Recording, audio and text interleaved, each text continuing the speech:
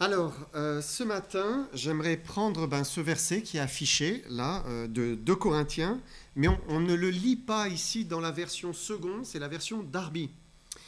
Et donc il est dit, « Or, nous tous, contemplant à face découverte la gloire du Seigneur, nous sommes transformés en la même image, de gloire en gloire, par le Seigneur en esprit. » J'ai choisi cette version parce que le verset là est plus clair à comprendre. Hein. Et Paul nous dit que quand nous contemplons Jésus-Christ à face découverte, hein, en le regardant, eh bien, il y a une transformation qui s'opère dans les chrétiens. Par l'œuvre de l'Esprit, par le Saint-Esprit et par la parole de Dieu, il y a une transformation. Il dit, nous sommes transformés en la même image. On commence à être changés. Hein. Il nous aspire, hein, il nous attire, il nous donne envie de lui ressembler en fait. Hein. Et puis il fait cette transformation en nous. Donc nous sommes transformés en la même image, de gloire en gloire, par le Seigneur en esprit, ou par l'Esprit du Seigneur. Est-ce que vous avez pris le temps d'admirer le Seigneur Jésus-Christ cette semaine ? Est-ce que vous avez pris du temps, hein ? On a parlé de la lecture de la parole de Dieu. Hein ? On a besoin de regarder Jésus, simplement le regarder, et puis être reconnaissant pour ce qu'il est. Hein ? En le regardant, Dieu opère quelque chose dans notre cœur. En fait, on va faire cela maintenant. On va regarder notre Seigneur. Et j'aimerais prendre un texte de l'Ancien Testament pour cela. C'est une prophétie plus exactement qui nous parle de Jésus. C'est Ésaïe 11, versets 1 à 5. Ésaïe 11, versets 1 à 5. Nous lisons ici, « Puis un rameau sortira du tronc d'Isaïe, et un rejeton naîtra de ses racines. L'Esprit de l'Éternel reposera sur lui, esprit de sagesse et d'intelligence, esprit de conseil et de force, esprit de connaissance et de crainte de l'Éternel. Il respirera la crainte de l'Éternel. Il ne jugera point sur l'apparence, il ne prononcera point sur un oui-dire, mais il jugera les pauvres avec équité, il prononcera avec droiture un jugement sur les malheureux de la terre. Il frappera la terre de sa parole comme d'une verge, et du souffle de ses lèvres, il fera mourir le méchant. La justice sera la ceinture de ses flancs, la fidélité, la ceinture de ses reins. » On va s'incliner courtement dans la prière. Seigneur, merci encore de ces moments que tu nous donnes ensemble, Seigneur, à écouter, à nous nourrir, à te regarder au travers de ta parole.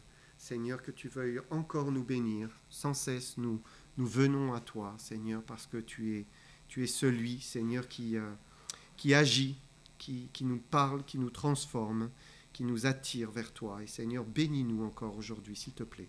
Accorde ta grâce, ta dépendance, ta joie, ta bénédiction. Amen. Donc, notre passage commence par nous parler, au premier verset, d'Isaïe, d'un rameau qui va sortir d'Isaïe. En fait, Isaïe, c'est le père de David, celui qui deviendra le roi David. Et si on regarde toute la généalogie, on voit que Jésus est fils de David, vraiment par sa mère, Marie, qui l'a enfanté, mais il l'est même par son père adoptif, en sorte que Joseph est aussi de la lignée de David, mais un autre fils de David. Au verset 1, Ésaïe nous parle donc d'un rameau qui sort du tronc d'Isaïe, un rejeton qui naît de ses racines, et c'est bien évidemment une prophétie qui nous parle de Jésus en fait. Ce rameau, c'est Jésus. Donc 700 ans avant Jésus-Christ, Ésaïe est en train de nous parler de Jésus qui viendra, et il nous le décrit. Qui est-il? Ou comment sera-t-il? Verset 2, il commence en disant « L'Esprit de l'Éternel reposera sur lui ». Et c'est une des premières choses que l'on voit lorsque Jésus est entré dans son ministère. Le Saint-Esprit l'a tout de suite couvert de sa présence, de sa puissance. On le voit particulièrement lors de son baptême. Le baptême de Jésus, c'est le moment où il est entré dans son ministère. On va prendre ensemble Matthieu 3, 16 à 17. Nous lisons « Dès que Jésus eut été baptisé, il sortit de l'eau. Et voici, les cieux s'ouvrirent, et il vit l'Esprit de Dieu descendre comme une colombe et venir sur lui. Et une voix fit entendre des cieux ces paroles, « Celui-ci est mon Fils bien-aimé, en qui j'ai mis toute mon affection. » Et donc cette scène nous montre que le Fils de Dieu, avec toute l'approbation du Père. L'Esprit de Dieu en était la concrétisation. L'Esprit de Dieu sur lui, c'était la concrétisation de l'approbation du Père. Hein. C'est cette colombe, ce témoignage de toute l'affection, hein, tout l'amour du Père. Quand Dieu approuve une personne, il donne son esprit. Quand Dieu désapprouve, il enlève son esprit. C'est toujours comme cela. Quand on regarde les Écritures, hein, on retrouve cela dans la Bible. Au début, le roi Saül, premier roi d'Israël, était couvert de l'esprit. Et puis il a commencé à désobéir, et désobéir encore et encore. Et puis l'esprit est parti. Hein. Ça a été remplacé par un mauvais esprit qui venait l'exciter, hein, et le rendre mal. Il était mal en lui-même. Et David, lui, a été oint de l'esprit. Et puis après, eh bien, lui a montré, eh bien, que l'esprit était avec lui, parce que David obéissait, il était soumis, il se confiait en l'Éternel, il était dépendant de l'Éternel. Alors aujourd'hui, nous ne sommes plus comme dans l'Ancien Testament. À l'époque, dans l'Ancien Testament, c'était l'Ancienne Alliance. Hein. L'Ancien Testament, c'est ça. Hein. La Nouvelle Alliance, c'est aujourd'hui. Dans l'Ancienne Alliance, l'Esprit ne faisait que reposer sur les hommes. Il pouvait aussi les remplir, hein, mais c'était temporaire. Ce n'était pas définitif. Hein. Donc, il reposait sur eux, et puis, s'ils se comportaient mal, eh bien, l'Esprit pouvait partir, ça arrivait. Mais nous, aujourd'hui, dans la Nouvelle Alliance, c'est complètement différent. Le Saint-Esprit vient nous sceller, il vient nous marquer. Nous avons les arts de l'Esprit. C'est quelque chose qui est définitif. Quand Dieu donne son esprit à un pécheur qui s'est repenti, qui a cru en Jésus-Christ, c'est définitif. Nous avons l'Esprit qui est en nous. Et le chrétien ne peut pas perdre le Saint-Esprit, c'est impossible. Mais il est toujours vrai que si Dieu désapprouve une personne, eh bien, il peut ne plus la remplir, hein, ne plus l'inonder, hein, comme il le voudrait. Hein. Éphésiens 5, verset 18. Il est dit ici, « Ne vous enivrez pas de vin, c'est de la débauche. Soyez au contraire remplis de l'Esprit. » Dieu veut qu'on soit rempli de l'Esprit. Hein. Il y a l'idée d'être continuellement rempli de l'Esprit. Mais si nous péchons, alors l'Esprit ne peut plus nous remplir continuellement. On peut l'illustrer avec ce verre d'eau là. Je voulais vous l'illustrer. Hein. Qu'est-ce que veut le Seigneur? Il veut nous remplir du Saint-Esprit. Et donc, il veut que ce soit continuel, en sorte que même ça déborde comme cela. Il veut vraiment nous remplir sans cesse, chaque jour. Qu'est-ce qui se passe si jamais nous péchons? On va l'illustrer avec des billes. Eh bien, là, il arrête de nous remplir. Ça s'arrête. Et nous pouvons pécher comme cela. Qu'est-ce qui se passe? La présence du Saint-Esprit est toujours là. Mais si on regarde bien, on a l'impression d'en avoir toujours un peu moins. Hein, parce que le péché commence à prendre de la place dans notre vie. Si nous nous repentons et que on élimine tout ça, il va falloir passer la serpillière. Alors, repentance, Seigneur Jésus, pardonne-moi. L'Esprit peut de nouveau... Parfois, on a l'impression qu'on n'est pas pardonné, vous savez, parce qu'on n'a pas encore la plénitude. On vient de se repentir. Mais si on se repent, alors le Seigneur le promet. Si on marche avec lui, de nouveau, il nous remplit. Et puis on attend un petit peu, et puis de nouveau on déborde. Mais si on pêche, ça s'arrête. Et c'est toujours comme cela.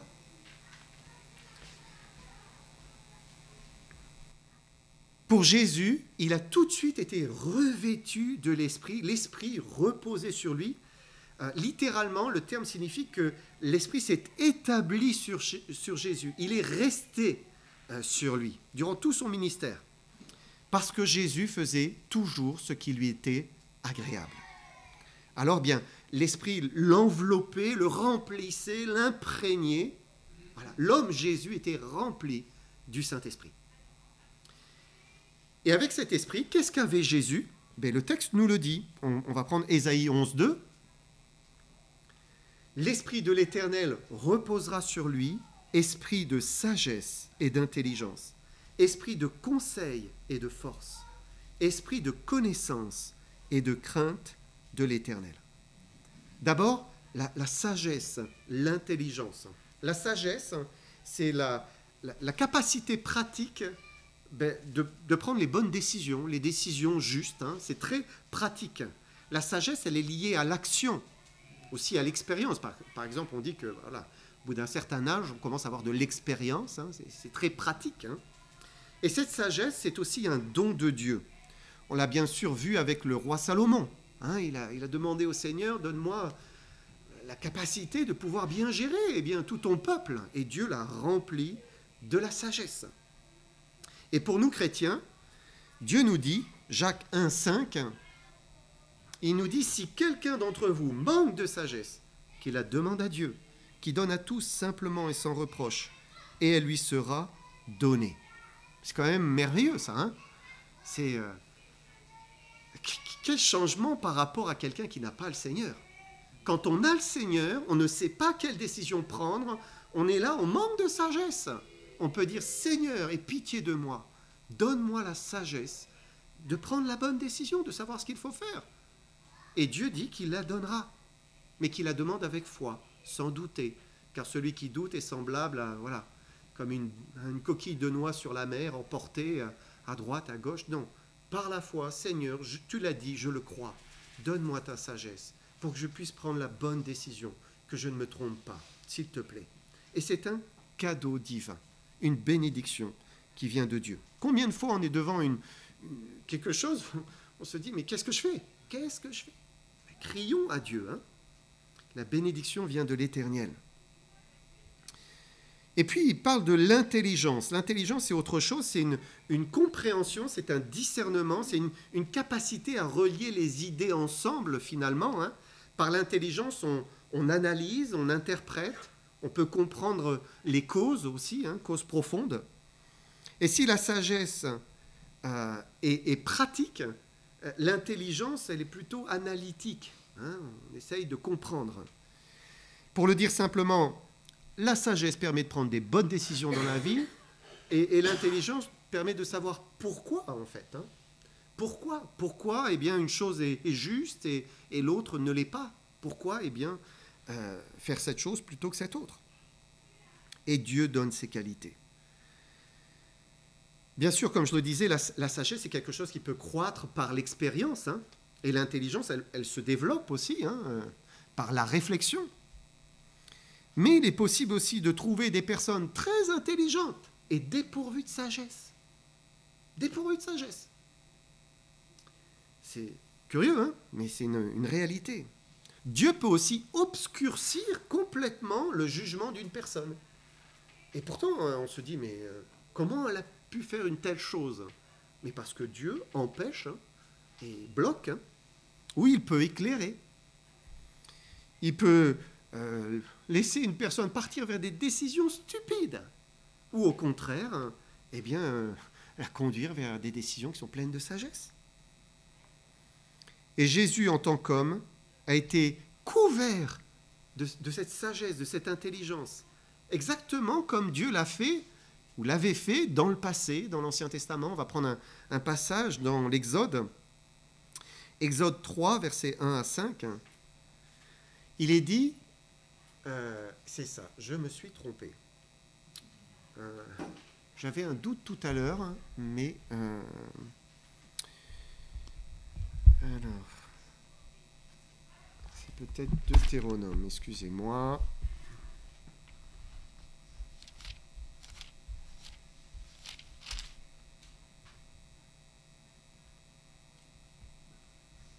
Bon, c'est pas ça, c'est pas grave, je vous le lis. Donc, l'Éternel parla à Moïse et dit, « Sache que j'ai choisi Betsalel, fils d'Uri, fils de Hur, de la tribu de Juda. Je l'ai rempli de l'Esprit de Dieu, de sagesse, d'intelligence, de savoir pour toutes sortes d'ouvrages.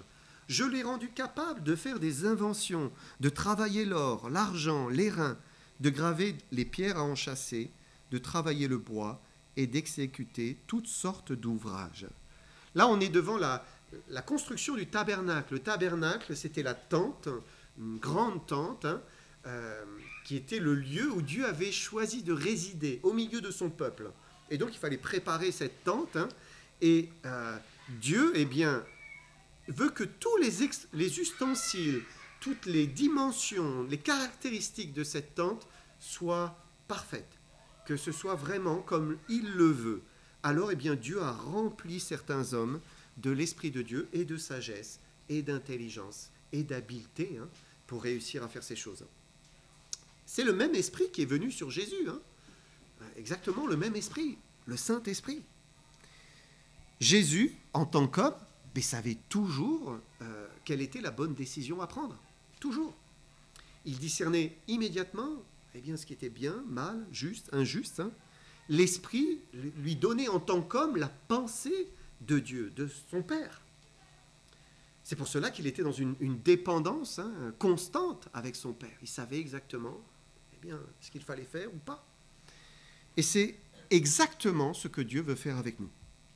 Il veut nous remplir de la même manière de sa sagesse, de son intelligence, hein, et ça se produit, hein, quand il habite dans notre cœur, dans sa plénitude, quand il nous remplit. Alors, eh bien, il nous aide à avoir du discernement. La prophétie ajoute, Ésaïe 11, verset 2, elle dit « Esprit de conseil et de force ». L'Esprit conseille aussi. Il accorde de savoir, eh bien, ce qu'il faut faire. Il montre la bonne direction, il suggère, hein, il donne les bonnes pensées au bon moment. Jésus savait ce qu'il fallait faire dans tout son ministère, hein. Juste après son baptême, par exemple, on le voit sous la direction du Saint-Esprit. Regardez Luc 4, verset 1. Jésus, rempli du Saint-Esprit, revint du Jourdain et fut conduit par l'Esprit dans le désert. L'Esprit de Dieu est une personne. C'est une personne à part entière au sein de la divinité. Et il agit en nous quand on le reçoit, hein. Et ça a été l'expérience de Jésus en tant qu'homme. L'Esprit le conduisait. L'Esprit conduit aussi les hommes d'une manière générale qui l'ont reçu, hein. Si nous marchons avec le Seigneur, l'Esprit va nous conduire. On voit par exemple en Acte 8, verset 29, l'Esprit dit à Philippe, avance, approche-toi de ce char. Donc l'Esprit a clairement dit à Philippe, mais voilà ce que tu dois faire, avance, hein. Tu vois l'eunuque éthiopien avec son char, eh n'attends pas là, vas-y, au devant de lui. Un autre exemple, c'est l'apôtre Pierre. Il est en train de raconter comment s'est passée, eh bien, cette rencontre avec les païens, Corneille, hein. Et regardez ce qu'il dit, Acte 11, versets 11 et 12. « Et voici aussitôt 3 hommes envoyés de Césarée vers moi se présentèrent devant la porte de la maison où j'étais. L'Esprit me dit de partir avec eux sans hésiter. Les 6 hommes que voici m'accompagnèrent et nous entrâmes dans la maison de Corneille. » Donc là, de nouveau, l'Esprit dit clairement à Pierre, « Vas-y, aie confiance, tout va bien, tu peux y aller. » Donc, l'Esprit conseille sur ce que, eh bien, nous devons faire ou ne pas faire, hein. Il fait parfois entendre sa voix. Et ce n'est pas une voix extérieure, on entend une voix « avance ». Non, ce n'est pas ça, hein. C'est plutôt quelque chose qui est intérieur et une conviction qui nous est donnée. Une conviction. L'Esprit nous parle. Attention, il ne faut pas suivre aveuglement une voix qu'on entendrait dans son âme, hein. Parce qu'il y a une réalité aussi, c'est que nous sommes constamment en train de faire un monologue avec nous-mêmes. Intérieurement, on se parle à soi-même, hein. On se dit, non, ne fais pas ça, bon, allez, c'est bon, tac, tac. Voilà, on se parle à soi-même, hein, constamment. La conscience aussi s'y mêle, hein. Dieu nous a donné une conscience. Ne fais pas ça, ne fais pas ça. Voilà, c'est une réalité, hein. Mais notre voix intérieure, ce n'est pas la voix du Saint-Esprit. Et de même, il y a aussi une autre voix qui peut venir, celle du diable, hein. C'est assez fréquent que le diable vienne vous dire « fais ceci ».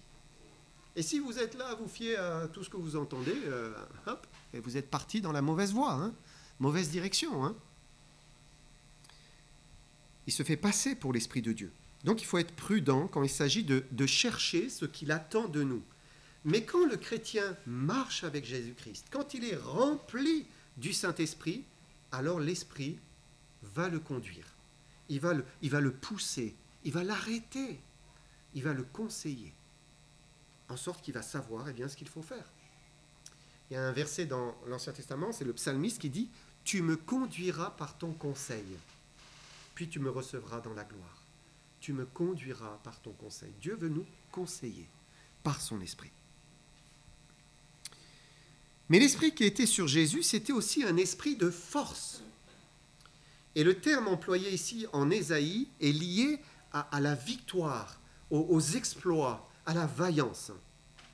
Par exemple, dans le livre des Juges, si vous vous souvenez, il y a cette histoire avec Gédéon. Et l'ange va lui dire « L'Éternel est avec toi, vaillant héros ».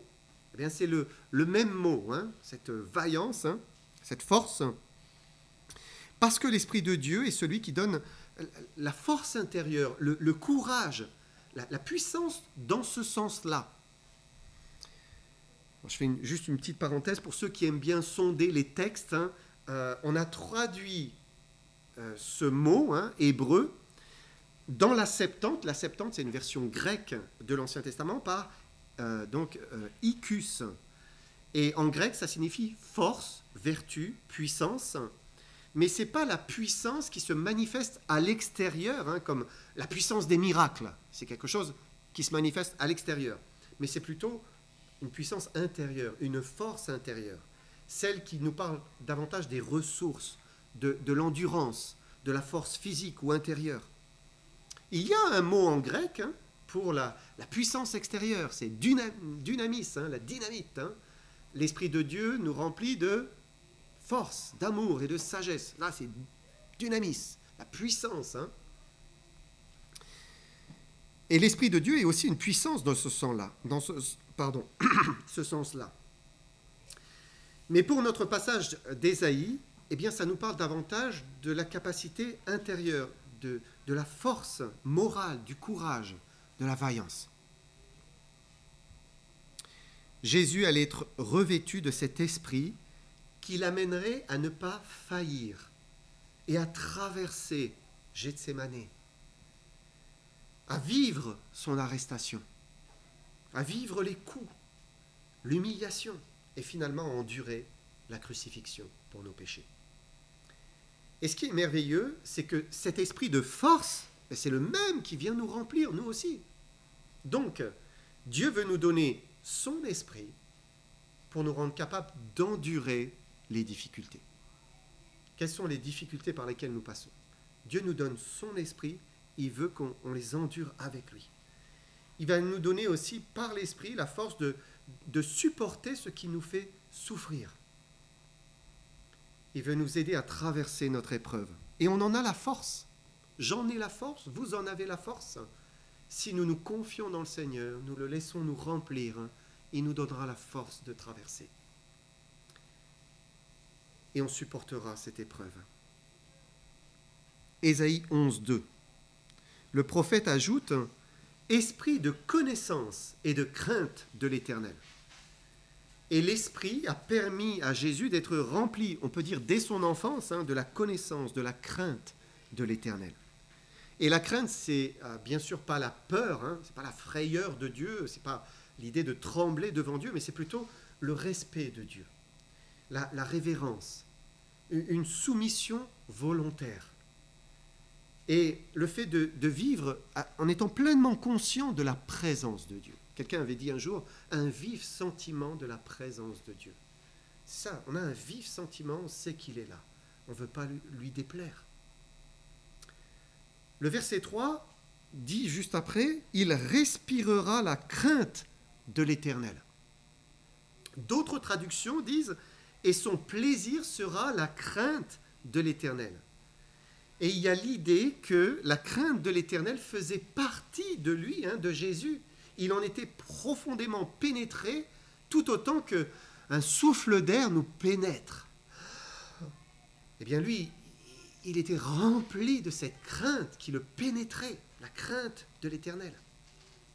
D'une manière concrète, comment elle se manifestait dans sa vie? Eh bien, par une dépendance constante au Seigneur.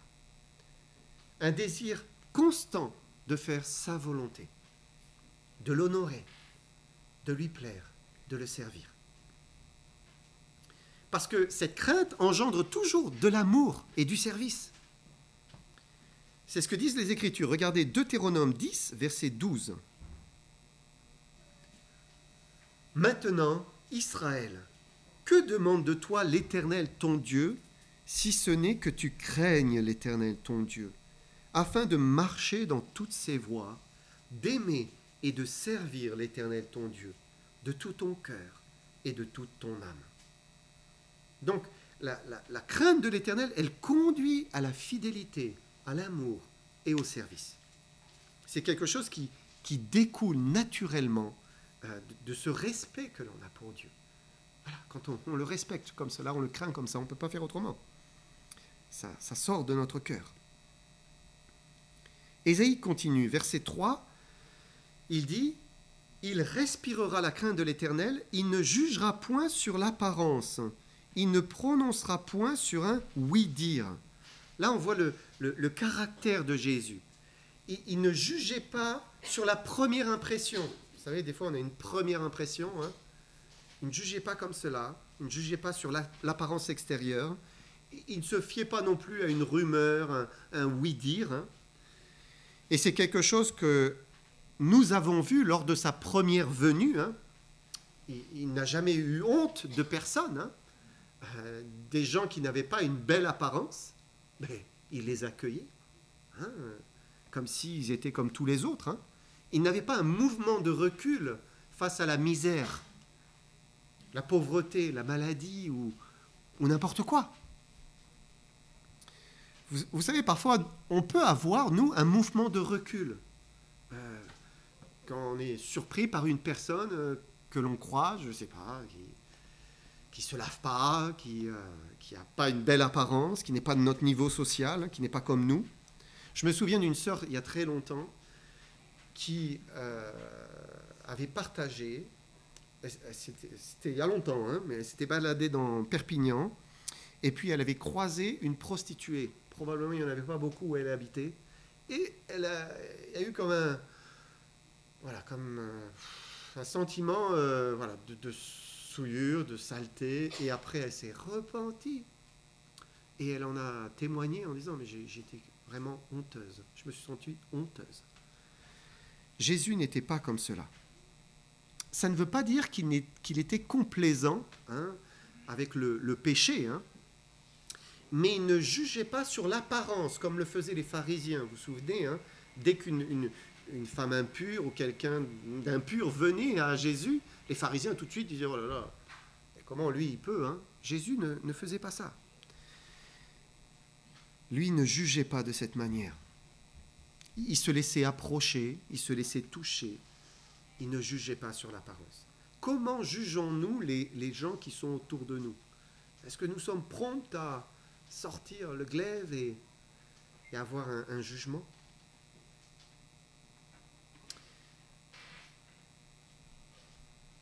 J'avance un petit peu. Ésaïe ne parle pas ici seulement de sa première venue. Ésaïe, c'est un livre qui est prophétique et donc qui nous parle de sa première venue, mais qui nous parle aussi de sa deuxième venue. La deuxième venue de Jésus-Christ n'est pas encore revenu, hein, mais il va revenir. On va lire le verset 4. Il est dit « Mais il jugera les pauvres avec équité, et il prononcera avec droiture un jugement sur les malheureux de la terre. Il frappera la terre de sa parole comme d'une verge, et du souffle de ses lèvres, il fera mourir le méchant. » Donc la première partie de ce verset peut faire référence à sa première venue. C'est vrai que Jésus, quand il est venu, hein, a jugé les pauvres avec équité. Hein.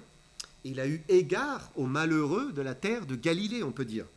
Mais ça ne fait pas que référence à sa première venue, puisqu'ensuite il nous parle d'un jugement sévère. Hein. Il dit « Il frappera la terre de sa parole comme d'une verge, du souffle de ses lèvres, il fera mourir le méchant. Ça, on ne l'a pas vu. Jésus n'a pas fait mourir le méchant quand il est venu. Hein, il y a 2000 ans, c'est pas du tout au contraire. Jésus est mort sur une croix pour le méchant. Il a payé pour le méchant. Il a donné sa vie pour pouvoir sauver le méchant. C'est tout le contraire. Hein. Mais lorsque Jésus reviendra la deuxième fois, alors là, ce sera pour juger la terre corrompue, la terre qui le rejette, qui ne le craint pas. Et cette période des jugements, elle est décrite dans le livre de l'Apocalypse. Et là, il va faire mourir le méchant du souffle de ses lèvres, par sa parole. Ce sera comme une verge, comme un glaive qui sort. C'est ce que l'apôtre Jean dit dans l'Apocalypse. Il a une vision glorieuse de Jésus, puissant, et regardez ce qu'il dit, Apocalypse 19, 15. De sa bouche sortait une épée aiguë pour frapper les nations. Et il les pètera avec une verge de fer, et il foulera la cuve du vin de l'ardente colère du Dieu Tout-Puissant. Et là, ça, c'est un autre aspect de la personne de Jésus. C'est toujours Jésus, hein, c'est Jésus-Christ. Hein. Mais après la grâce vient le jugement. Après l'injustice viendra la justice exercée. Après le laxisme, ce sera la sévérité contre le péché. Et vous savez, s'il y a un temps où il est bon de parler de la fin des temps et du retour de Jésus et du jugement, mais c'est maintenant. Parce que c'est pas pour dans très très longtemps. Hein. Ça arrive. Hein. On voit le monde qui est en train de se corrompre. Mais on avance. Hein. Nous sommes dans un futur proche, hein, très proche. Hein. Hier, je lisais un article, des scientifiques s'inquiétaient de voir les satellites Starlink, vous savez, qui sont dans le ciel. Hein. La nuit, quand vous regardez, vous pouvez voir une ligne de petits points qui avancent tous ensemble, comme ça. Alors voilà, c'est une partie, hein, il y en a beaucoup, hein. 5000. Hein. Ils s'inquiétaient parce que les satellites tombaient plus tôt que prévu. Ils prévoyaient qu'au bout d'un moment, eh bien, hop, ils retombent sur la Terre et se désintègrent. Hein. Mais à cause de tempêtes solaires, alors me demandez pas comment ça marche, j'en sais rien, mais il y a des ondes, hein, et qui font en sorte que les satellites retombent plus tôt. Et ils s'inquiètent de voir que, eh bien, il est possible que dans le futur, ils ne soient pas désintégrés en tombant, qu'ils tombent sur la Terre.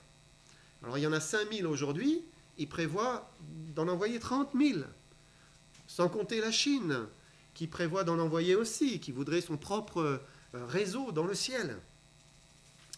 Et je repensais à une parole de l'Apocalypse, Apocalypse 6, verset 13.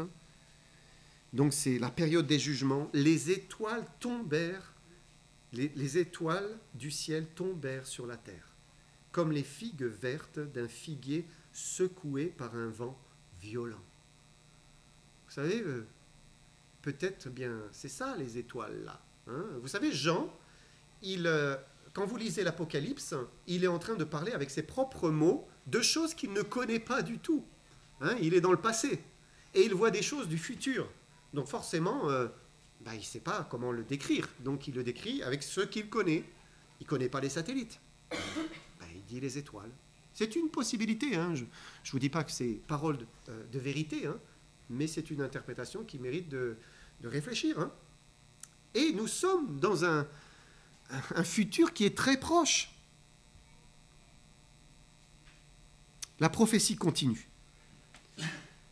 Après cette période de jugement, va s'ouvrir une nouvelle page de l'histoire des hommes. La Bible appelle cela le millénium.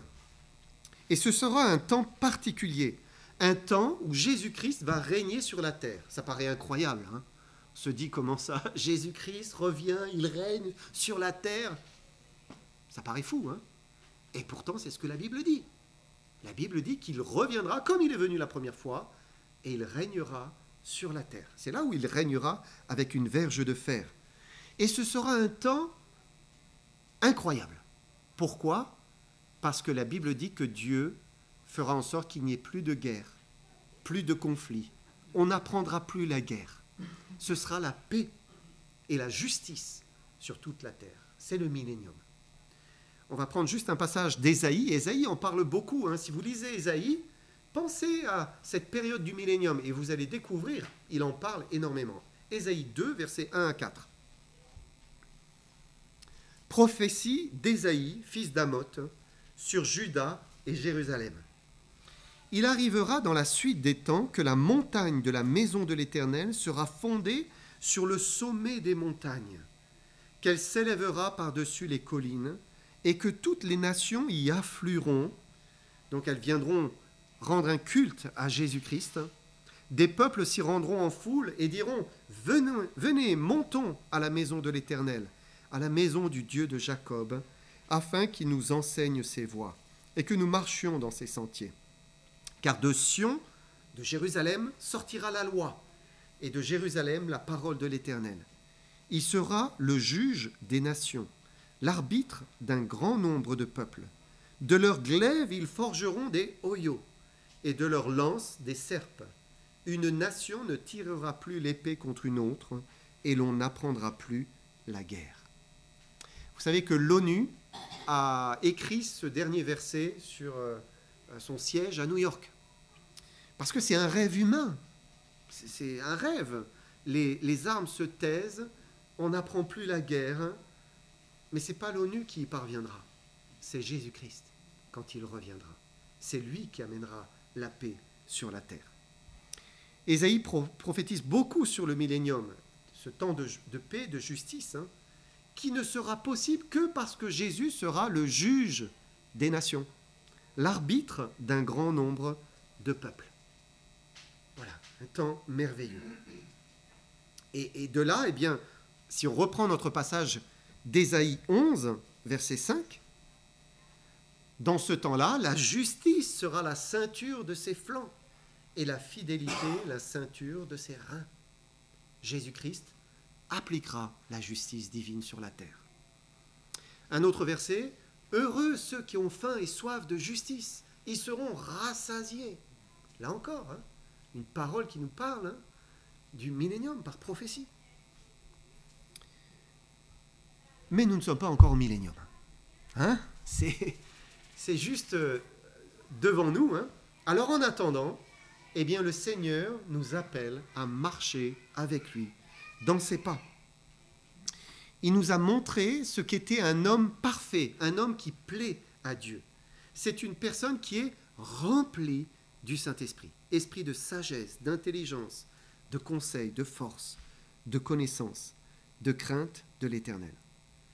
Mais pour être rempli du Saint-Esprit, il faut refuser le péché. Vous vous souvenez de l'illustration, il faut refuser le péché.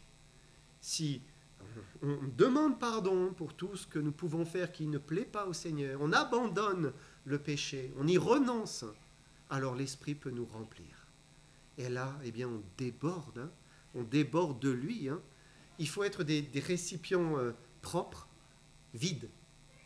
Voilà, je suis propre parce que je suis sous le sang de l'agneau et je me laisse remplir par l'Esprit de Dieu. Et là, c'est merveilleux parce qu'il croit et je diminue. Et plus il croit, plus je suis influencé, dirigé, conduit par l'Esprit, esprit de sagesse, d'intelligence, de conseil, de force, de connaissance, de crainte de l'Éternel. Et puis on pourrait rajouter du fruit de l'Esprit, l'amour, la joie, la paix, la maîtrise de soi. Oui, c'est un cocktail incroyable. Quand on marche avec le Seigneur, mais c'est merveilleux. C'est merveilleux. Mais il faut renoncer au péché. Éphésiens 5, verset 18, pour terminer. Ne vous enivrez pas de vin, c'est de la débauche. Soyez au contraire remplis du Saint-Esprit. Amen.